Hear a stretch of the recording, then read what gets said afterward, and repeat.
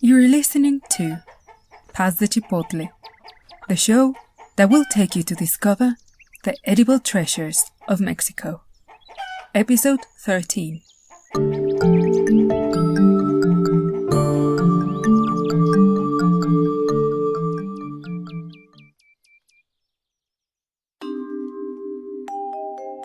Hello, wonderful listeners. Welcome to this episode of Pass the Chipotle, the audible companion of SABOR. This is Mexican Food, a digital magazine dedicated to exploring the markets, streets, recipes and traditions that make Mexico an edible paradise. I'm your host, Rocio Carvajal, food historian, cook and author. To find more information about the show, please go to passthechipotle.com. Find the show on Twitter as Chipotle Podcast.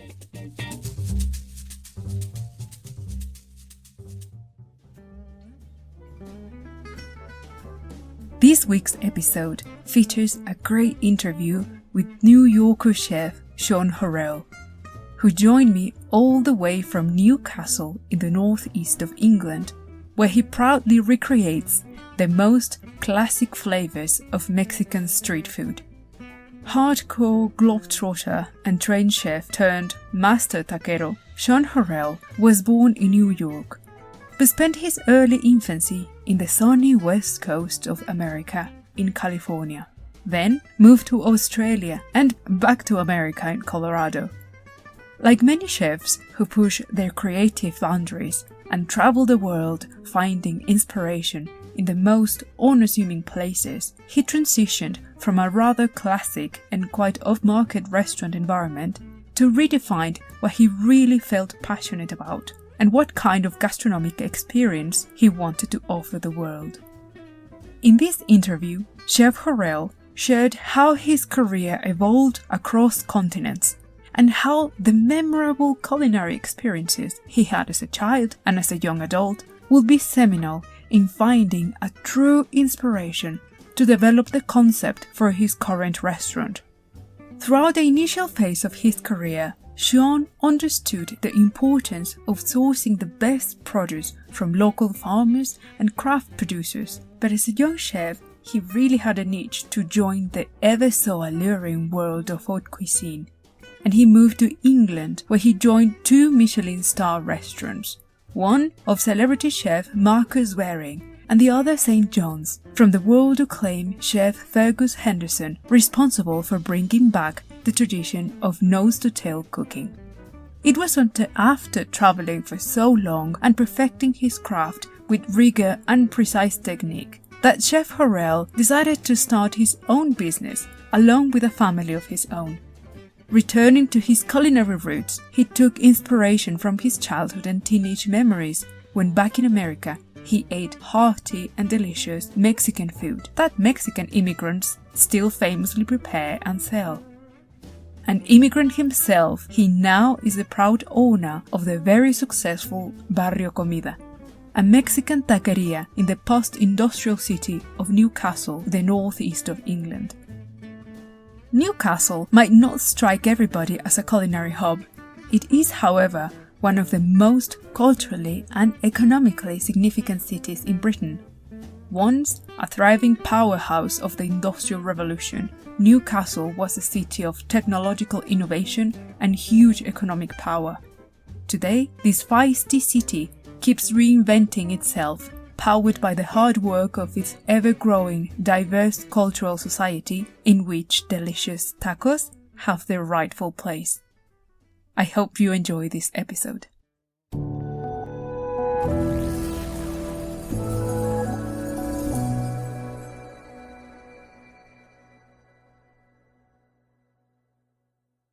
Shaun, finally welcome to the show. It's a great pleasure to have you here. I really appreciate the effort of adjusting time zones and diaries to have you on the show all the way from Newcastle in England. Yeah, thanks for having me. It's a pleasure. Now, Shaun, being you such a well-travelled man and even a better connoisseur of world foods, I think you might agree with me that is fair to talk now of a new and exciting world trend in which well-accomplished trained chefs, like yourself, of course, paying a well-deserved homage to humble street food. And Mexican food specifically, in your case.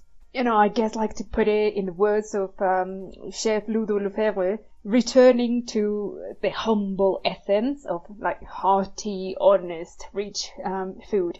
Well, it's really all about less frou-frou and more focusing on providing a good experience for the customers. Now, Shaun, we know very well that Mexican street food might seem highly casual and even improvised to the untrained eye. But as you well know, it's not about just tossing ingredients together, squeeze some lime on top and calling it a Mexican. So I really would like you to share with the audience of the show, how did your background in haute cuisine help you understand and recreate the same complex vibrancy and flavors of traditional Mexican street food? Well, I think I've always probably been pretty inquisitive, I think, with like whatever I'm doing food-wise. And I really like kind of geeking out on specific things. When I used to work in like kind of classical French kitchens, I remember going on a sauce section and then just kind of spending a year on sauce and just like completely engrossing yourself in that and reading and researching and trying and just like mucking about with it, I guess, to kind of get to grips with it, but focusing on individual things. And that's why I think I've really enjoyed, I've only been doing this a couple of years, but doing the conceptual thing of trying to do Mexican food, basically, or trying to do it justice and researching things and then trying to figure it out. I think just any of that kind of like attention to detail and like careful sourcing, that it is what's at the heart of any of those kind of high-end kitchens. But most Mexican restaurants in England, especially until recently, they wouldn't really put too much effort into that. So that's what we try to look at, like the small details and buying really, really good products and stuff. So we're still kind of using the ethos of a really high-end Michelin kitchen, but we're doing it in a very casual way. That is fascinating, listening to you, and I'm just thinking you're pretty much using all your very methodical skills to do something that very few people outside the world of professional cooking will actually think of, approaching Mexican food with such a precision and, well, methodology, no?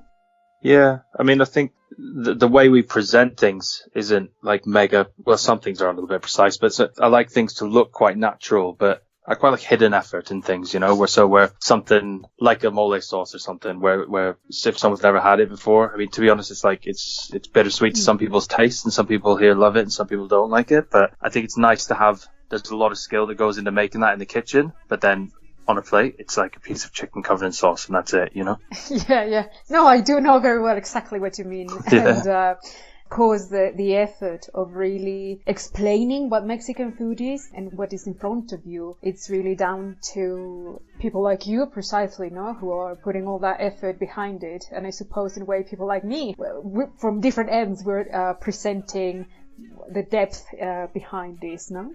Yeah, definitely. And it's still like a total learning experience for me. I mean, I'm just kind of teaching myself as I go and just through researching and reading and stuff. And yeah, it's exciting for me. I like it. Yeah. It's good. Well, I have to say that learning from your background, really, I'm not particularly surprised that you chose to distance yourself from the more formal and highly technical type of cooking, but also the kind of environment that fine dining is. And not that there's anything wrong with it. I mean, obviously, you've used all those skills to bring it to your new project, but you've embraced a completely new, different business model with a less tight and probably a different environment to a much more democratic and accessible type of food, setting aside the fact that your taqueria, Barrio Comida, is a business, of course, and has to serve its purpose to be profitable. I really want to know exactly, what did you find in fast food that made you cross-eyed? And let me rephrase that. What has Mexican street food given you that you didn't get elsewhere? I think basically, I think when I was working in like the kind of high-end Michelin kitchens, I found that most of my friends either didn't want to eat there or they couldn't afford to eat there, really. And it kind of like that didn't really sit right with me. Like I remember working in like kind of 2-star kitchens and the chefs in the kitchens would have to save months to be able to afford one meal at the place that they worked at. And then the people that you were kind of cooking for were people that you had nothing in common with, and people who a lot of the times they were just kind of eating there to check it off a list, or eating there because they're a millionaire and they that's just where they eat, you know. It's just like it's dinner for them. So I wanted to cook for people that are like me and people that aren't super well off and that don't have loads of money. And in England, there's still quite a big gap in this kind of mid-range food of where this kind of food that has a lot of love and attention paid to it, but it's not going to cost you loads of money. And then you kind of get a lot of big chains doing cheap things and then a lot of really fine dining places doing kind of good things, but they're obviously very expensive. So I want to do something that's kind of gastronomic in a way, but without being super expensive to people. It's still like accessible and affordable to your average punter. I mean, I do believe that Mexican food, or the way Mexican food is eaten in Mexico, street food specifically, the social experience of it has a very different take as to what food means and how it's consumed in other countries. Specifically, like in Britain, people see or perceive food as fuel, really. I mean, and it's not a criticism. It just is. It happens. And of course, this has been changing. Yeah. Have you sort of perceived that now that you are introducing this concept of enjoying like really high quality but affordable food, what's the response you've got? Yeah, I think most people are really up for it. They really enjoy it. It's, you know, it's like still a learning process for everyone and for the customer and stuff too. I think, you know, I would say about 70% of the people who come in need a taco with a knife and fork. So, you know, there's still barriers to cross, definitely. But in general, I think people like it. The hardest issue I find is the mentality that kind of the chain restaurants have put on the consumer. Like, I don't know how food should be and how big a menu should be and how cheap a menu should be and how fast that menu should get to you. And, you know, that's a little bit distressing, I think. So that's kind of something that we're fighting against, I think. But it's a process. It's not going to happen overnight, so. Well, no, and you have chosen the slowest path because you were pioneering on that. And I'm sure history will repay you. We'll see what happens. For that. You know, there's something I'm dying to ask. And that's who showed you the secrets of the art of taco making? So pray tell us all. Well, yeah, I mean, I didn't have any, haven't had any sensei to say, but I don't know. I grew up in California, and so I kind of grew up eating Mexican food on a regular basis. My best friend was Mexican, and I remember his grandma kind of making tortillas outside and stuff. And so, like, I think that was kind of a thing that was just kind of, at the time I was like 18, 20 then, and it's just a part of everyday life, you know. It's like, I'm sure there's a bunch of Mexicans who have eat tacos their whole life and they don't make tortillas though, you know. Yes, that's true. So I think, yeah, I don't know. I mean, as far as like making tacos, I think the way we base the ideas behind any tacos, I know that I can never kind of create something that's exactly as it is in Mexico because we don't have the same products and stuff. So we take the basis of everything is Mexican, you know. You know, we'll do a chicken mole taco, but I think everything probably has our little riff on it, I guess, too. So I guess the answer is just like through reading a lot, through books. It's how I've learned the kind of basics of it all. And then as far as tortillas go, I just watched hundreds of videos of old Mexican ladies on YouTube making tortillas. Well, it's been a self-taught process then. Yeah. I mean, I think I spent about 3 months just on tortillas, just trying to get that really big balloon puff on them, you know, so you have the right texture. It's tricky, you know, like, and if you don't get that puff on them, the texture's wrong. It's all wrong. I think it's maybe even a little bit more difficult here because you don't get the same products over here. So like when we get masa flour over here, it's already went through transit, whereas you can get masa flour in Mexico that's like fresh dried blended flour, like to use within 2-3 weeks. You can't get it here because it would die in transit. So, you know, we kind of work with what we have and what we can do at the time.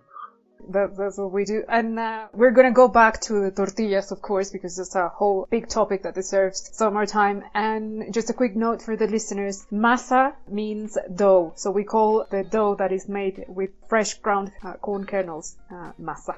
So going back a bit to the context of where you are now, which is England. Contrary to popular belief, England is a beautifully diverse country with a very rich gastronomic heritage from the many migrant communities that live there, yes, but also because of its many regional cuisines and excellent produce. But like you said, you know, let's face it, I know very well from experience that there are some difficulties when it comes to getting the right ingredients to prepare Mexican food in order to achieve, well, the very elusive authenticity. And just because the British public might not be yet very familiar with traditional Mexican food, Obviously, you are making a big effort to, in a way, educate them to recognize and appreciate carefully executed traditional recipes. How challenging has it been to build a network of suppliers to outsource your produce?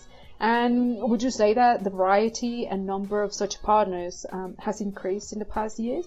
Well, we haven't been going really long enough to see much like a massive enough of a change, I would say. But there's certain things you can't get, like the fresh cactus paddles and like certain chilies for like mole negro and stuff. You can't get over here at all. But in a way, it just makes you have to adapt what you're doing to what you have around you, which I think is, that's what a lot of cuisines do, and that's how a lot of cuisines became anyway. So, like, we try to grow some of our own chilies and tomatillos when they're in season, but the season's short. It's only about 2 months over here. We've got some really good seafood and shellfish suppliers in England, though, so I try to utilize that quite a bit. We work with some really good Debo suppliers, and we get our cheese from a woman in London who has a dairy called the Gringa Dairy.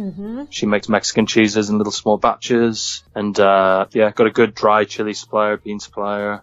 Mezcals have really started to get quite popular, so we've got quite a few suppliers with really good stock lists of artisan mezcals also. And I was just speaking to a guy yesterday. He's opened a chocolate business in Sheffield. He's doing single origin bean to bar chocolate. I was speaking to him yesterday, and he was in Mexico right now, I'm assuming sourcing beans. So hopefully that's something we can be using too. But it's a process. Takes you keep finding new people all the time, so hopefully a year down the road, then you've got some really, really amazing suppliers. Yeah, of course. There's something that I just actually thinking about, that there are many Mexicans in Britain.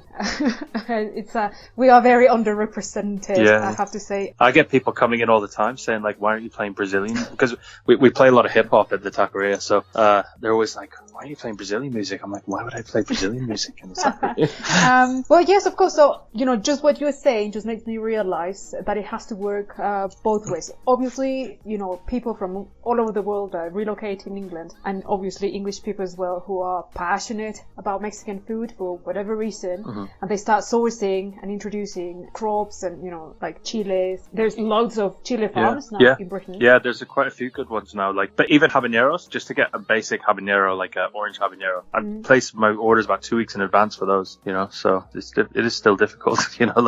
Wow. It's weird. I mean, even when you grow up in like anywhere in America, you can go and buy fresh tomatillos any time of the year. You can just buy them, it doesn't exist over here. You can't. You can get them in season. We grow our own in season because they're so expensive.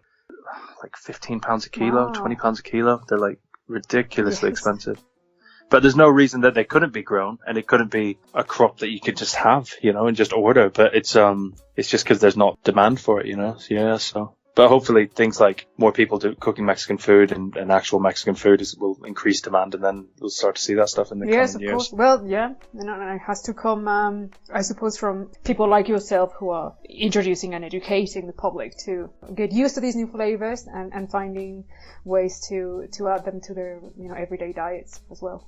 Yeah, I mean, I remember how different things were in the food scene in England. Yeah. Outside of London, it's not always the best, I think London, for me, arguably the best food city in the world. It's amazingly diverse, and there's a lot of very, very good restaurants there. But I can imagine that 20 years ago it was a very, very different story.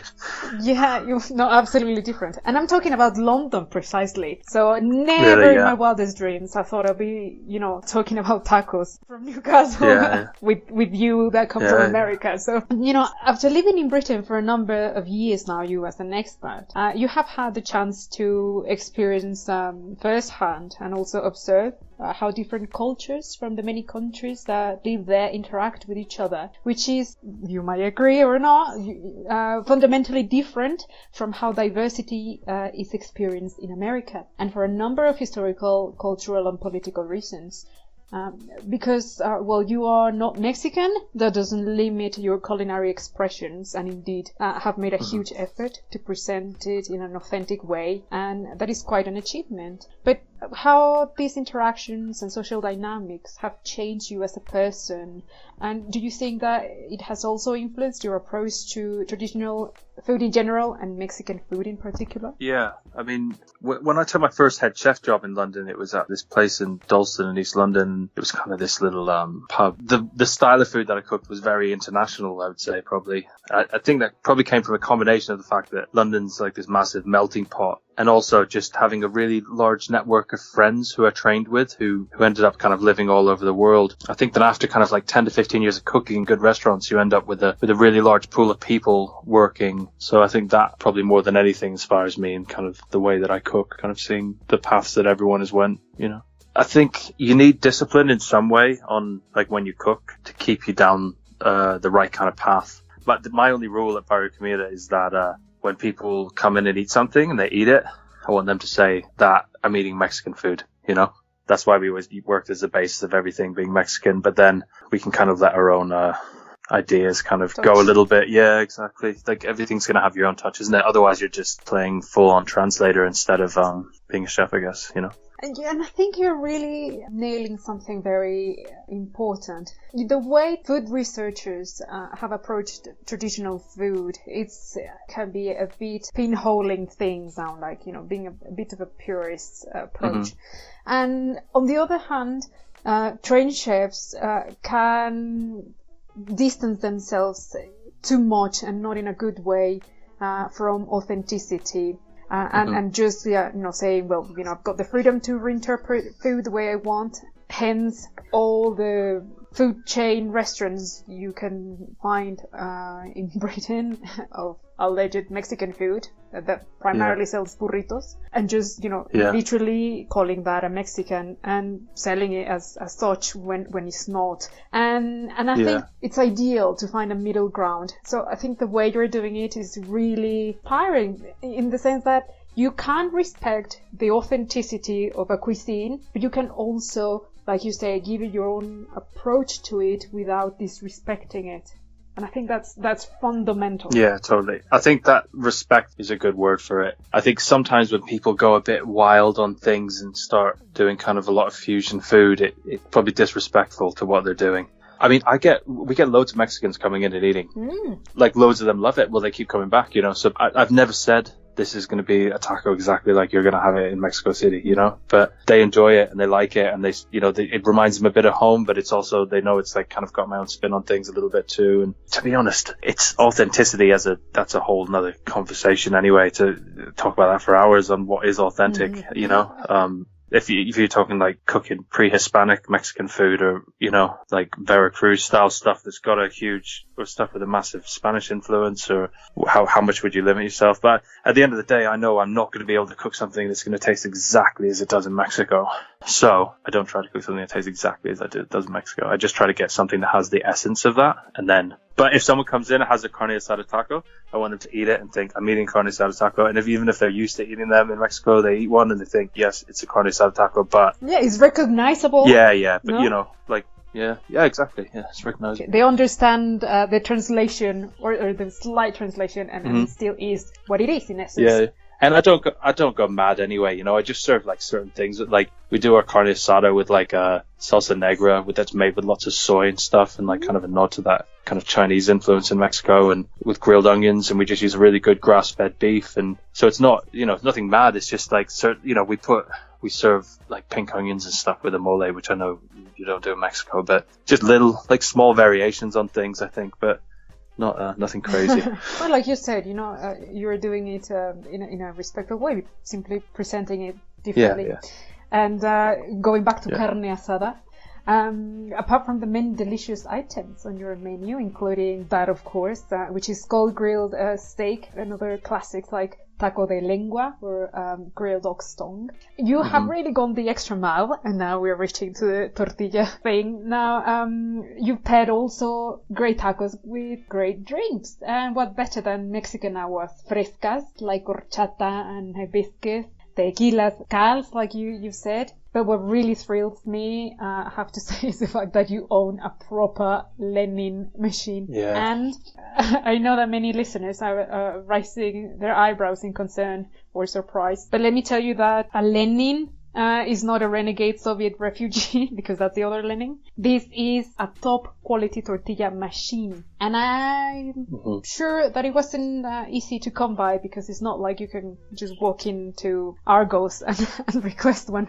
Making tortillas from scratch is a very lengthy and complex process. And since you have clearly mastered the technique, as you mentioned earlier, why don't you walk the audience through the process of how tortillas come to be at Barrio Comida? Yes, well, so we use masa harina, we use a maseca for our tortillas, due to the fact that we're based in quite a small shipping container. And when we imported the tortilla machine, it took about 4 months to get over here. It was a big rigmarole, but we were going to get a grinder at the same time, but we had no space, so we can't make our own nixtamal for now. It's something that we'd like to look at doing in the future, but for now we use masa harina, which, for anyone listening who doesn't know how tortillas are made in general, is you'll soak. It's not sweet corn, it's the starchy flint corn soaked in a cowl or lime rock solution overnight, then ground through a wet mill. What comes out of that is your masa or your dough. Then that can be flash dried and, I'm assuming, blended, which then creates a flour that just needs rehydrating. So that's what we use at the taqueria. So that just gets hydrated to a certain percentage, a little bit of salt in it, and then pressed through the tortilla machine. And then it's mainly in the cooking of it, really, that I think is quite important. You go on a very hot heat at the very beginning to get that kind of blistering all over the top. Then it gets for about 10 to 15 seconds. Then it gets flipped over onto a cooler side of the grill, and you have to get the eye for it. But until you can see it has the right hydration level in it, so where there's just enough water left in the dough to create steam, but not so much that it won't turn into steam. And then you flip it again back onto one of the really hot pieces of the griddle and kind of tap it in the middle, and it inflates the tortilla. So they kind of puff up like a big balloon, and then they get pulled off and let sit for a minute or so, and then that's it. Go. You can't see my face, obviously, but I'm smiling all the way.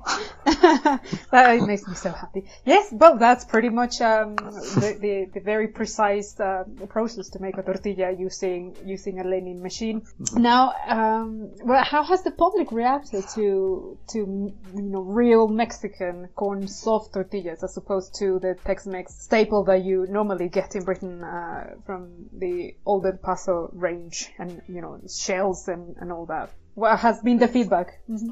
I think most people like them. It's just most people don't know what they are, I think. So you can see when you put them down initially, sometimes with people like, they don't know, like it doesn't look how they're expecting it to look, I think. And also tricky how to eat it. We get a lot of people who come in who have like Mexican food, or what I call actual Mexican food. And they come in and they're over the moon, because they can have good tortillas. And, I always try to, if I've got some tortillas left at the end of the night, try to give them away to people and stuff, to take home with them, because it's not easy to go out and buy them, But yeah, in general, good. People like a tortilla. I'm just thinking how some specialty artisan shops are trying also to educate the public to all sorts of ingredients, like your friend doing artisan chocolate. Now people are very keen to organize events such as tastings, teaching people and showing the process. Have you thought about making like a tortilla night where you sort of walk people through the process of tortilla making and get to make a tortilla? I mean, I'm sure that would be a blast. Yeah. Well, I haven't yet.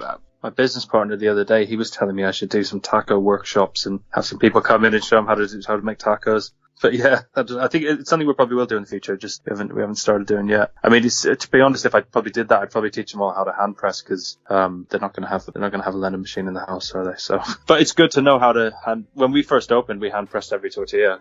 For the first month we did it, it was an absolute nightmare. But it was, But yeah, the machine didn't arrive in time, and we needed to open. We ran out of money, and so we just hand pressed them all. But it was hard, but we got there in the end.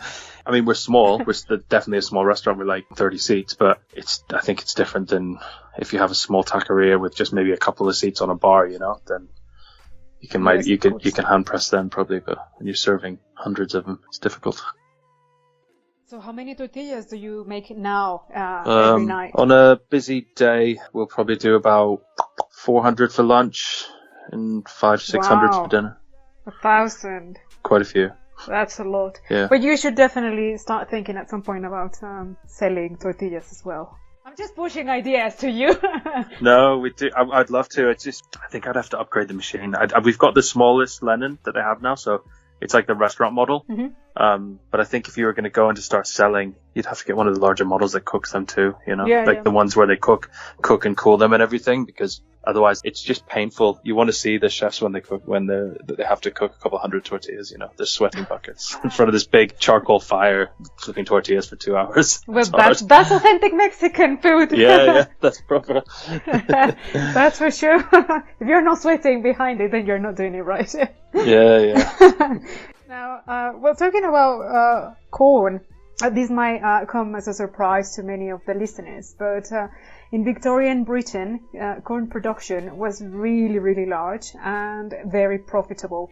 So much so that in Leeds, which is another important northern city in England, a building known as the Corn Exchange was created, which was a corn trade centre. And this beautiful place has now been converted into a small shopping mall, but it remains to be, culturally and historically significant. I know now that you use flour to make your masa, but just because, those are the needs you have.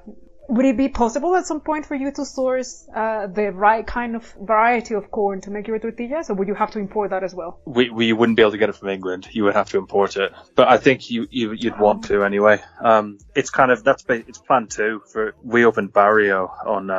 I just maxed out a couple of credit cards, so it'd be opened very, very cheaply and with nothing, and we've just kind of let it grow organically. And so if it gets to a point where there's enough of the demand and there's enough people that want it and stuff, and we can move into a brick and mortar and like an actual building, then phase 2 of that would be grinding corn and stuff. There's a taqueria in London called El Pastor, and they grind corn and they get the Creole corn.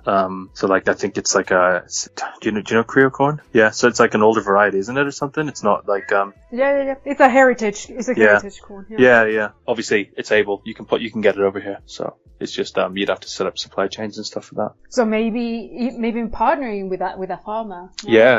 I mean that's all to come, hopefully. I have to say that knowing all this other side and being able to share it with the world as well of how food comes to be and how Mexican food travels in the world. Having voices like yours on the show really underlines one of the core aspects of the work I do through my magazine SABOR and of course the show.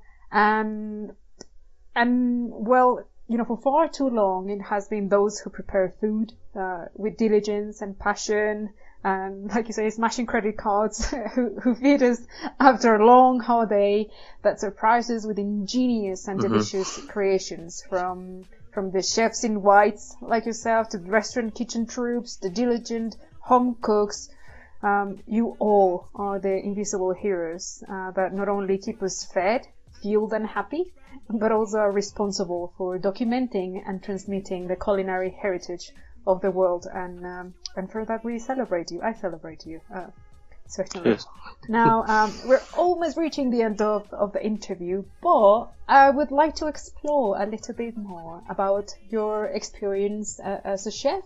Now, considering that you really don't only sell tacos, but you sell a chance for people to spend a great time with their friends, to romance over delicious food, and give your patrons a slice of good times with a good side of guacamole, of course. Which have been, call it, the 3 most important moments in your life as a chef that you have gone, yes, like this is why I love doing this. Like this is the payoff, like 3 epiphanies of sorts, and why have they been so significant for you? Yeah, I don't know. It's hard to think of like kind of 3 individual times when that's. I think I enjoy cooking every day. So every day in a way.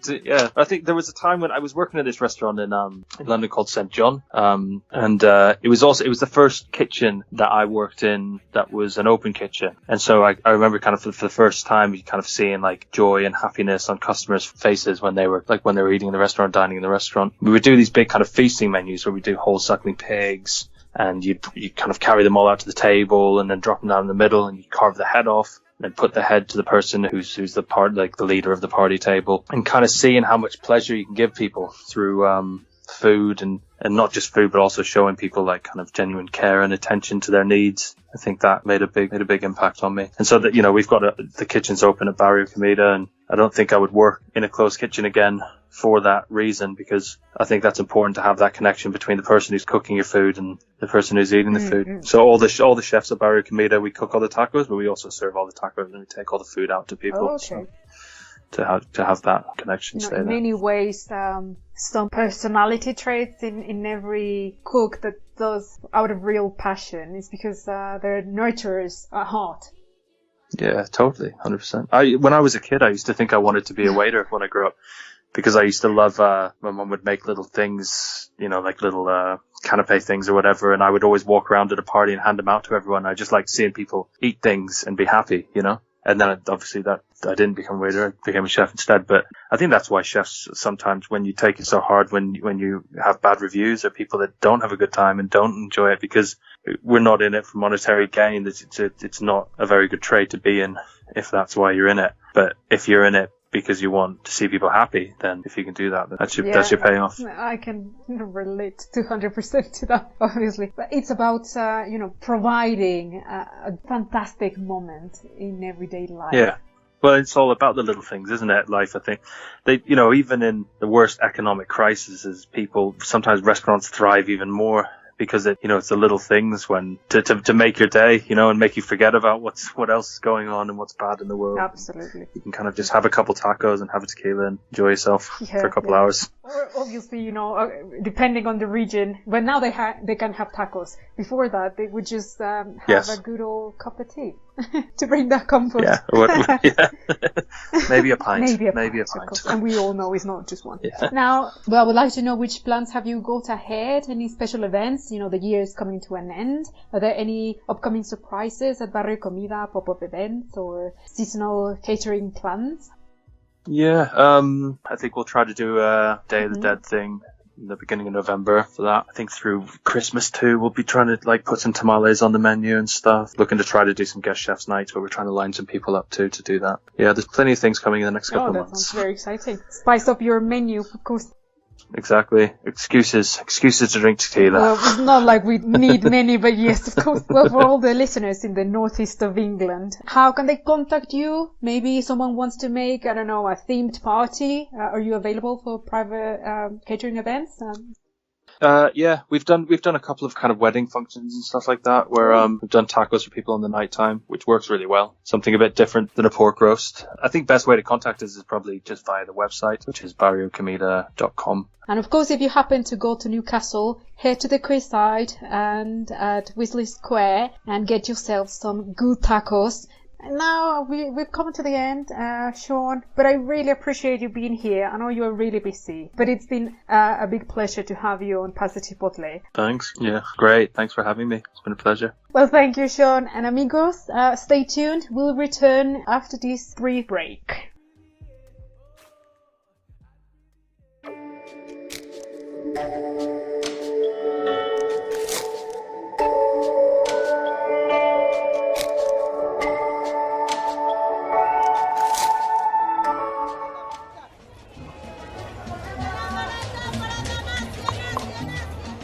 Day or night, the busy streets of Mexico's towns and cities are constantly buzzing with music, people, and the delicious smells that emanate from an unimaginable and amazing range of foods, snacks, and drinks.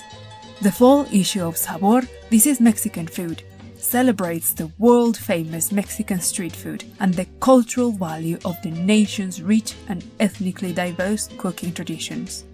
With more than 16 emblematic recipes from the grand Mexican street food repertoire and 5 in-depth articles exploring the memorable stories of immigration and entrepreneurship, of family recipes and shared cultures to inspire you making a delicious cultural feast. To know more about the wonderful articles and recipes to bring the irresistible Mexican street food into your kitchen, please go to pasachipotle.com/magazine. Take SABOR with you on all your digital devices. Go to pasachipotle.com/magazine and get ready to cook, learn, and enjoy Mexican food like you never imagined.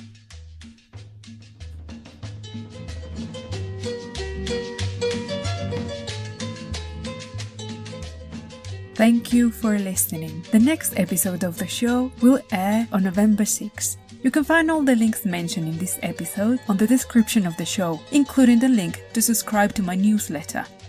Rating the show on your podcast provider like iTunes or Stitcher and leaving a review really helps this program reaching more people and deliver more of the food stories you love and enjoy. To find more information about this project, please go to passechipotle.com. Find the show on Twitter as Chipotle Podcast.